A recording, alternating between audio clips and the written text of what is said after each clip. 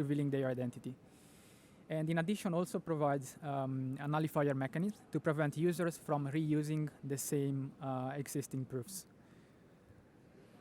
I would like to start with like the main concepts, the main core concepts of the protocol: identities, groups, and proofs. So an identity is just an EDDSA key pair. It's like what users need to own to interact in the Semaphore ecosystem. And a group is a Merkle tree used to efficiently prove that a leaf, which in this case it's like a Semaphore identity, is part of the tree. Why using Merkle trees? Because they are much more efficient than using like simple lists. And the third core concept is proofs.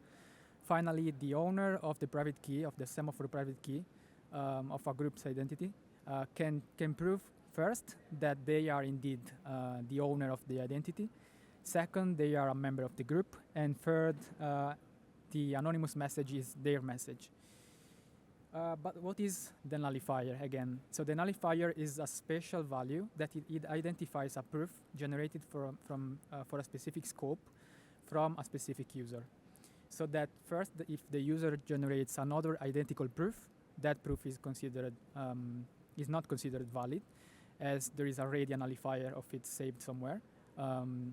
And second, no one else can reuse existing proofs again. So the most interesting property of this protocol is that it is general purpose.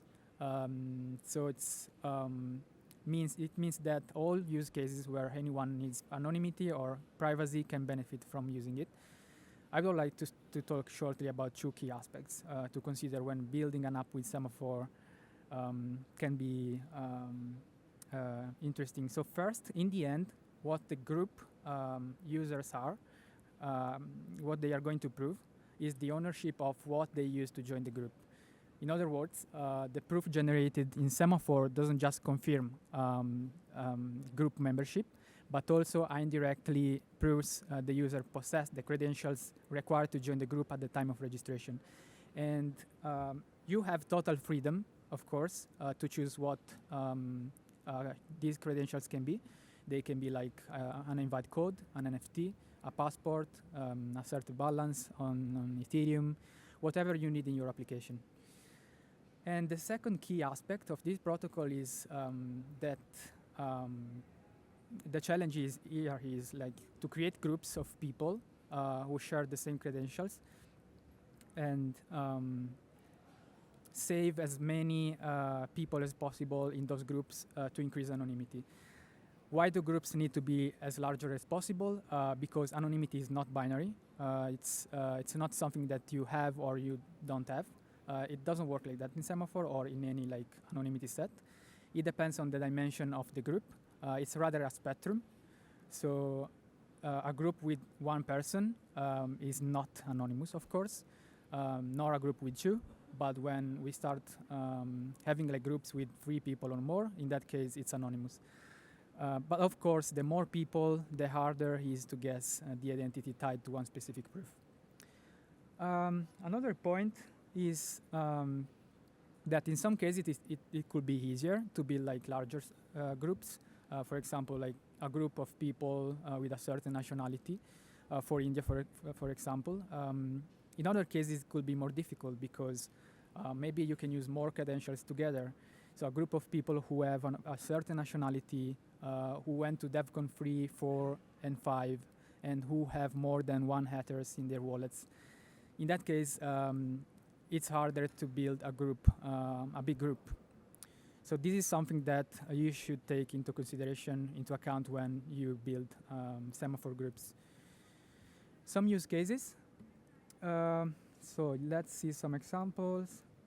Semaphore could be used to protect people's identity when they need to submit evidence for crimes or corruption. Corruption is still like a big issue in many countries around the world. It can provide anonymity when people need help in sensitive situations and want to avoid social stigma.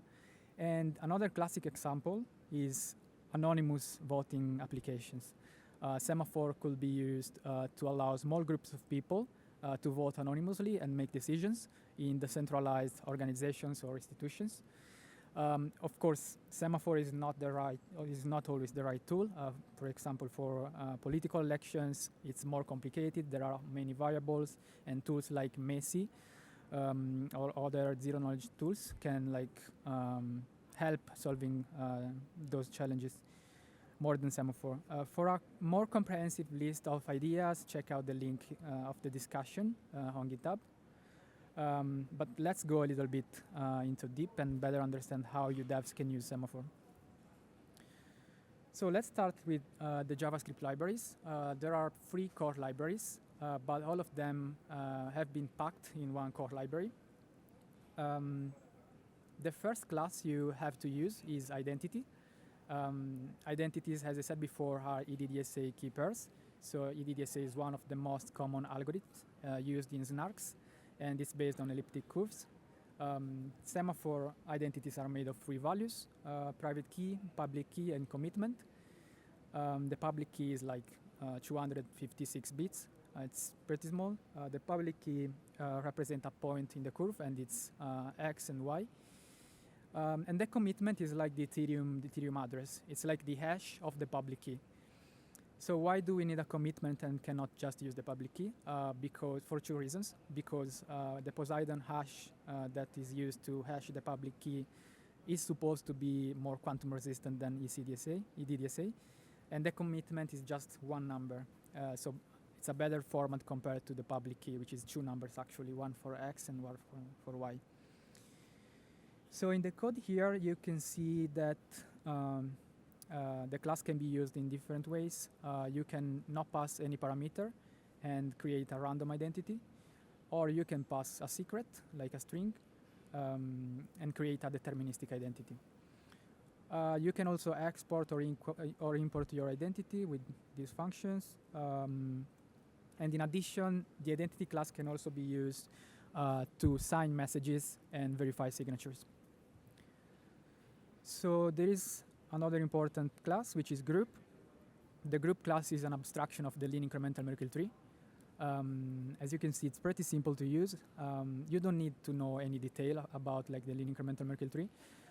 Just note that the group class can be used to create a group, add members, update members, and remove members. And I think in the majority of cases, you will only need to add a list of members. So you can use the add members function directly. The third core package is proofs. After creating an identity and creating a group, you can use these 2 functions, one for generating the proof and the other one to verify the proof. So in order to generate a proof, you need to pass 4 parameters: the identity, the group, the scope. 42 in this case is the scope, and hello world, which is the message, the anonymous message. The message can be a number, a string, or any value you can think of. So the scope here is what is used to generate the nullifier. I talked a little bit about it before. The nullifier is basically the hash of the scope and the private key. And it helps to prevent users from reusing the same proofs. Then you can use the verify proof function to verify proofs. It returns a boolean, false in case the proof is not valid, true otherwise. Semaphore also provides solidity contracts. You can use them to manage groups and verify proofs on chain in case you need correct execution or public proofs verification. It's great for building dApps, decentralized applications, but be aware that the identities, of course, still need to be created off-chain because the private key is a secret value and you cannot share it in the contracts. In the Ethereum blockchain, everything is public, and proofs still need to be generated off-chain. So this is a list of tools you can use with Semaphore. You can use the JavaScript libraries with the core package. There are other libraries in case you need to build something more complex. The Solidity contracts can be used with 2 packages. One is data, Semaphore protocol data, and the other one is Semaphore protocol contracts. So if you want to build your own contract logic on top of Semaphore, you will need to use Semaphore protocol contracts. You can see the list of JavaScript packages in the repository.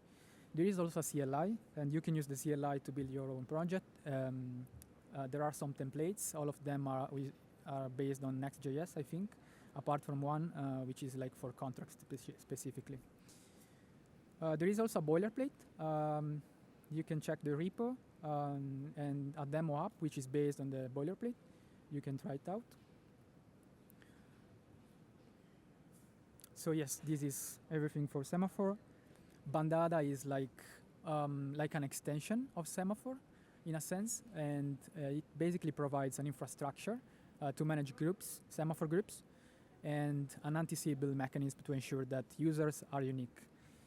How can it do that? It provides tools to create credential groups that are like groups where users can join if they meet certain criteria, like some parameters in social networks like Twitter, X, GitHub, or blockchain data, or social networks data in general. Some use cases for Bandada.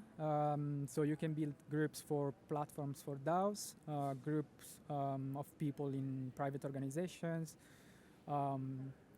even like using on-chain data, like wallets holding specific NFTs, or a group of members with more than 500 Twitter or X followers or whatever, or GitHub data, or number of transactions on a specific network. The interesting thing is that you can also mix like some parameters and social networks, but I will talk about it later. So some functionalities of Bandada. First of all, there are two different infrastructures, let's say. The off-chain infrastructure, which is like the one where like Bandada focus basically is focused. Off-chain means like a client-server infrastructure. The server provides APIs. You can basically create groups, update groups, remove groups, and add members and remove members. There are two access models that you can use. The admins can like allow users to join those groups by an invite code with a magic link. So they can basically create this secret code and a magic link. They can send that code to users, and users can use that code to join groups with a user interface, with a dashboard. Also, I mentioned them before, Bandada provides credentials groups to join groups. Credentials to join groups. And those credentials can be like GitHub, Twitter, blockchain, or ES. So followers, personal stars, repository commits on GitHub, followers and following users on Twitter, balance and transaction on Ethereum, and EAS attestations. Credentials can also be combined. Bandada provides logical operators and or not or XOR. You could have like a group for people who have more than 500 followers on X and like 40 contributions on GitHub and at least 10 transactions on the mainnet. You can like use many different credentials together. There is like one package you can use to like build your own credentials, which is Bandada credentials. It's a JavaScript package. And regarding the on-chain groups, currently Bandada provides, basically it's like a dashboard to interact with the Semaphore contracts. So there are not any functionalities here. You can work with the Semaphore contracts using two packages. I already mentioned them before, contracts and data. The contracts package is basically a set of Solidity contracts, and the data package is a package you can use to fetch members from the contracts. So here are a list of dev tools you can use with Bandada. The API, then there is also an NPM package that wraps the APIs if you prefer using JavaScript in your application. Bandada also provides a boilerplate, that's the repo. There is a demo app for Bandada as well. I think the demo app will be very useful for anyone who wants to build on top of Bandada and Semaphore. It includes Semaphore, of course. And okay, this is like an architecture, a simple architecture that can be useful to understand like the flow of a client-server app built on top of Bandada and Semaphore, just to show you like the flow. There are two blocks. One is the Bandada instance on the left. It's like a database with like the groups and the members of the group, a backend with the APIs to interact with those groups, and a dashboard. The dashboard can be used by the admins to, again, to create groups, remove groups, and manage them. Now, the block on the right is what you are going to build, basically, or like what you will find in the boilerplate. And it uses the Bandada APIs in two different components, the front end and the back end. In the front end, users will call the Bandada APIs to fetch Merkle proofs, which is not like the zero-knowledge proofs. It's a Merkle proof, which is like the path from the leaf to the root that proves that a semaphore identity is part of the tree. That Merkle proof is used then to generate the Semaphore zero-knowledge proof. And then the proof is sent to the backend, where the server can check if the proof is valid, checking if the Merkle tree root of the proof matches the Merkle root of the Bandada group. And yeah, if the proof is valid, the server can run its logic, like authenticate the user or whatever you need to do. So this is like the list of bounties. What we would like to see in this hackathon is creative ways to use Adar data, or maybe anon Adar, with Semaphore and Bandada. So Adar data can be used as a gatekeeper to join Bandada groups, turning that data into cryptographic proofs that can be efficiently generated and verified with Semaphore. Why Semaphore is useful and could be used instead of anon Adar, for example, because it's extremely light and efficient, so you can generate proofs in less than 1 second on browsers. Another area of exploration is secure identity generation. It will be like interesting to see secure ways to derive Semaphore identities from Adar data in secure environments. And then, of course, like there is room for more freedom. Like the last bounty will be won by whoever makes better use of these two projects, Bandada and Semaphore, with no particular constraints. So yes, that's it. Please scan these QR codes if you want more information about these projects, and feel free to reach out on Discord or Telegram. We will be answering your questions and supporting you during the hackathon. It's a pleasure to be here and a great opportunity to collect feedback and further improve the developer experience of these projects. Thank you very much.